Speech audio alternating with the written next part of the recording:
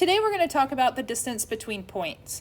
The definition basically says the distance between 2 points is the length of the segment with those points as endpoints. So if I look at this example, we're looking at this point being x1 and this point being x2. So if I just subtract those, then I would have the length of the segment. So let's try this out. Look at example 1. We want to find the length of ST. Now on a number line, I can just count it, 1, 2, 3. Or I can use the subtraction process here where I take 8 minus 5. And I would also get 3. So it works both ways.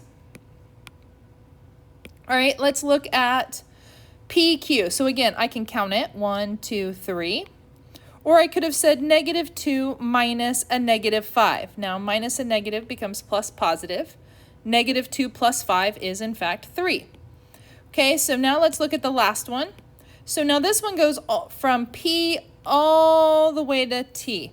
So this one, if I subtracted it, 8 minus a -5, minus a negative becomes plus positive, so 8 plus 5 is 13.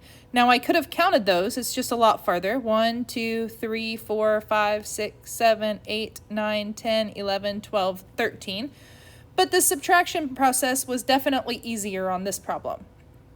All right, but we're not always going to be given a number line. Sometimes we're going to have to do something with points or on a coordinate plane. So there is a formula for it. So if I'm given 2 points, an x1, y1, that would be our first point, and an x2, y2, that would be my second point, then basically I can dump it into what we call the distance formula. So that says x2 minus x1 squared plus y2 minus y1 squared, and then I take the square root of the whole thing. I know that sounds complicated, so let's see how it works.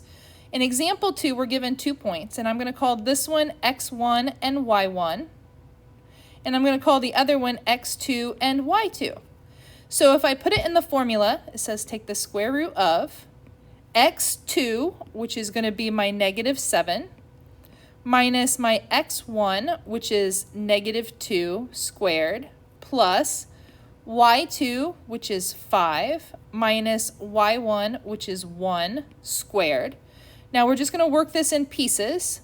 So -7, this becomes plus positive. -7 plus 2 is a -5 squared. And then 5 minus 1 is 4 squared. Now -5 times -5 is 25, and 4 times 4 is 16. 25 plus 16 gives me 41, and then I just have to take the square root of 41, and we get 6.4. So the distance between those 2 points, CD, is 6.4. Now there is another way to do distance. So if we're given a coordinate plane, it's actually quite easy. So I have these 2 points. If I was to make a triangle with these 2 points, so I'm going to draw my little triangle here, I can find this distance, so we're going to call this x. I can find this distance by using Pythagorean theorem. So what I need to know is I need to know how far apart are these 2 points here. So we're just going to count it. 1, 2, 3, 4, 5, 6, 7, 8, 9. And then we're going to do the same thing on the height. 1, 2, 3, 4, 5. So if I use Pythagorean theorem, which says a squared plus b squared equals c squared, and I have 9 squared plus 5 squared equals that distance squared.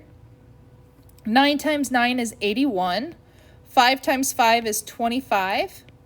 We just add those 2 numbers together, so 81 plus 25 is 106. And then we square root it to get x by itself. So the square root of 106 is just 10.3. So as far as distance, if I'm given a coordinate plane with the points on it, I can use Pythagorean theorem. If, however, we're given 2 points without a coordinate plane, then we just use the distance formula. So either way, it's quite explainable what we need to do. The last thing I want to talk about is midpoint. And midpoint is just a point that divides a segment in half. So it cuts it in half, it makes the 2 parts equal, and we can always see that in the picture by these 2 little dash marks. Now a segment bisector is basically the same thing. It also cuts a segment in half. The only difference is that it does not have to be a point. It can be a segment, a line, a ray, or anything that cuts the segment in half. Looking at number 7, or example 7, it says we're going to find the measure of PQ, QR, and PR if Q is the midpoint. So if Q is the midpoint, we know that these two parts are exactly the same. They're equal.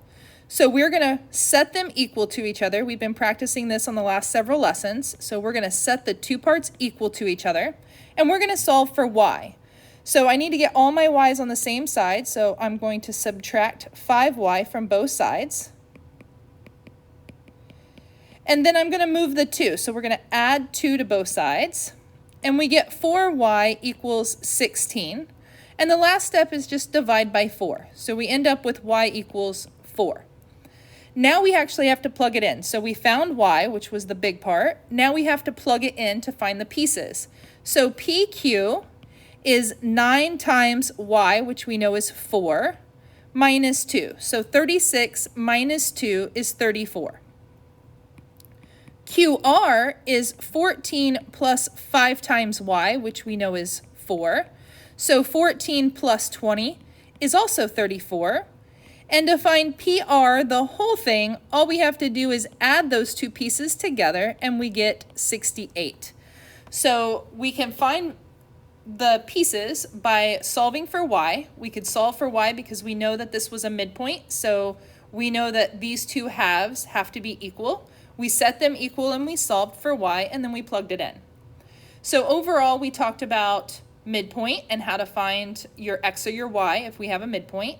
We talked about using Pythagorean theorem in order to solve for distance. So we just find the distance on the coordinate plane and then do basically a squared plus b squared equals c squared. We talked about using the distance formula. So we can use distance formula to find the distance between points. Now the thing with both of these methods is that even if I'm given a coordinate plane, I can use distance formula to find them. And if I'm not given a coordinate plane, I could have drawn a coordinate. So I could have drawn the coordinate here, and I could have said -2, 1, and then I could have went -7 and up 5. And I could have used Pythagorean theorem here too. So it is possible. So we would have just had to calculate this distance and this distance, and we could have used Pythagorean theorem even for those. So you're not locked into either method at any point.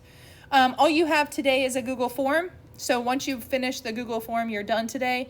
I do ask that you get at least I think it was a 13 out of your 19 problems. And if you miss any, you're supposed to retake it if you didn't get that score.